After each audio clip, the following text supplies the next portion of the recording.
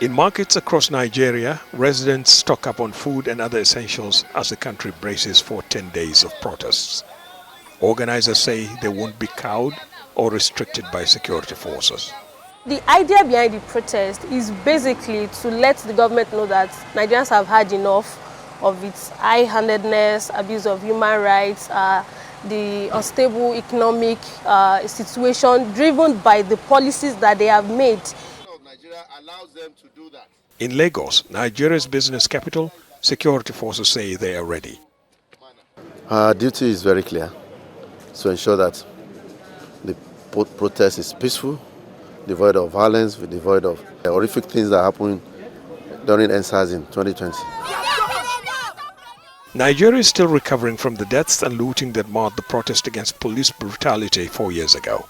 Ismail Olushola Oladare was there.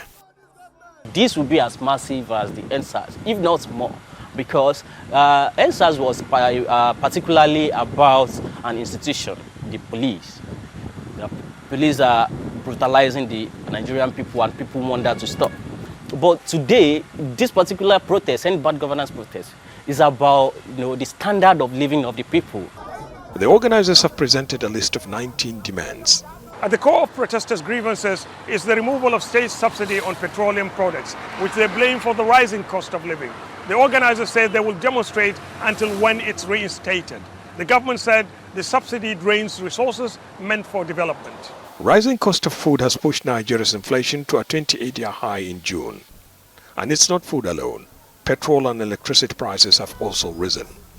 But a significant number of Nigerians are opposed to the protests. Your right to protest is a fundamental right. My right not to be a part of your protest is also my fundamental right. You can't say because you are protesting, then you want to shut down my own right. Ahead of the protests, the Nigerian president ordered the suspension of tax on certain imported foods, including rice, the country's staple. He also signed a new law more than doubling the minimum wage. But protesters are unmoved. They want state subsidies on petrol back and are prepared for a confrontation. Ahmed Idris, Al Jazeera, Lagos. Make sure to subscribe to our channel to get the latest news from Al Jazeera.